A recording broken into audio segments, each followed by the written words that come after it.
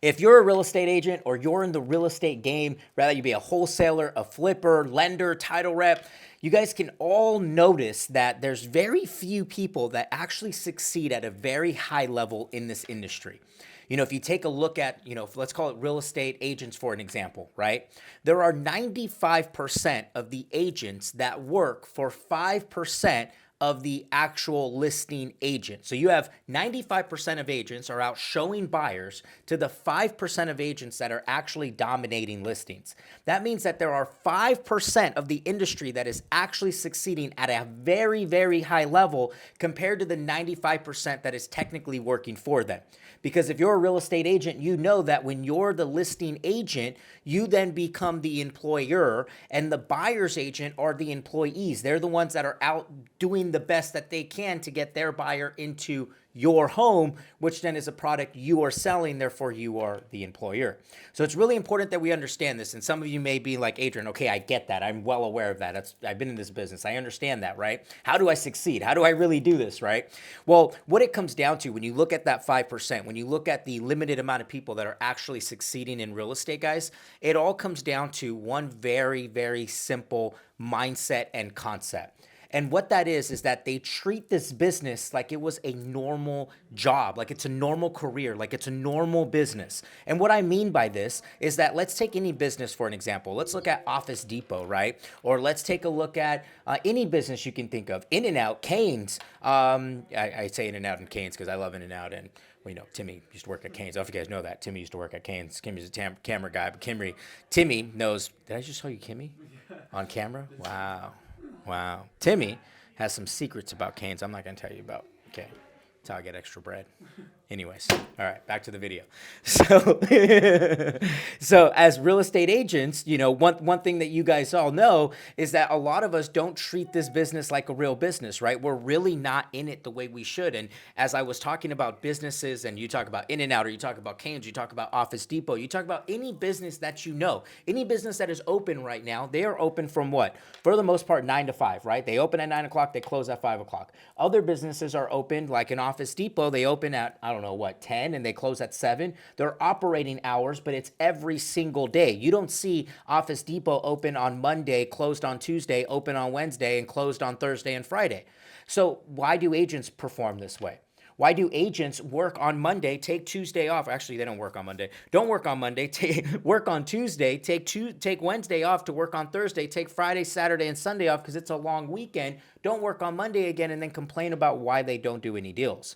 Or even worse, they start to work on Monday, they get a little consistent, you close the deal and you disappear for 2 weeks. You stop working for 2 weeks, a week, 3 weeks, and then you go, oh shit, I have no money coming in. The big paycheck that I just got has now ran out, right? Because of the vacuum.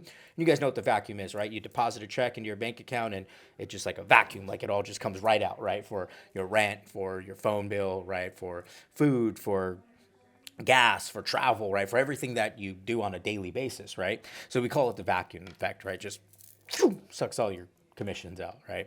And then you're trying to figure out what to do, who to call, who to go prospect, where to go door knock to find your next deal.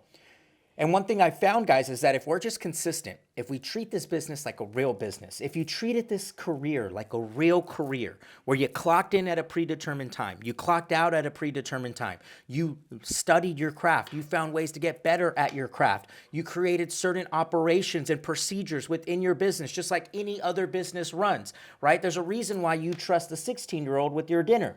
There's a reason why when Timmy was the manager at Cane's, he was able to hire kids that were 16, 17. Well, I don't know, how old do you get? 15 and a half you can get hired, right? 15 and a half, 16 years old, but yet we trust them with our dinner. You guys ever think about this? You're going through the drive-thru for your dinner, for you and your family's dinner. You are trusting them with your family's dinner. They're 16 years old. Why?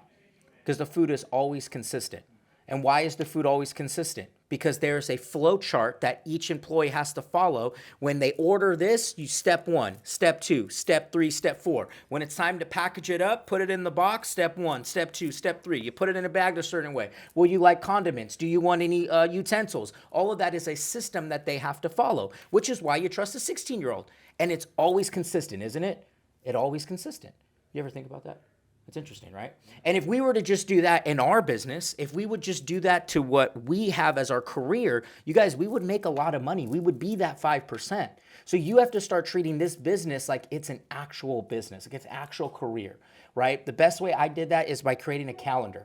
And if you guys go into my YouTube, you type in, actually just scroll, you'll see me doing a live schedule, right? I made my schedule my boss. And here's the downside of being an entrepreneur, being an independent contractor. You don't have a boss. You are your boss. The problem is most of us suck at being bosses. So what we have to do is we have to have some sort of, something else to be our boss. And for me, that was my schedule. So if it's not in my schedule, it doesn't exist. So if you're on my YouTube, you can scroll down. I did a schedule video. Watch that because it'll teach you how to build a schedule and how I was waking up at a predetermined time, at the office at a predetermined time, home at a predetermined time, leaving the office at a predetermined time. And you guys, what I noticed is that my business skyrocketed when I started to follow a schedule. So how do you succeed in business in 2023? How do you succeed in real estate? You guys, we have to start treating it like a real business. Go watch my scheduling video, create your own schedule, get your calendar dialed in, and follow it to a T. There are going to be days where you mess up. That's normal. But just pick back off where you last left off. Make sure that you get a little bit more consistent today than you were yesterday. And you're going to keep building these, keep building these, keep building these. And boom, before you know it, you're the 5% in your marketplace that is employing the 95%. This is how you win. It's just by treating it a little bit more seriously. And for some of us, a lot more seriously. Cool? All right, guys, let's go get it. Create a schedule, dial it in. This is the year. This is the year that you stop making excuses for yourself. This is the year that you finally put your foot on the gas and you go all in. Go all in on this. Go all in on yourself. What's there to lose?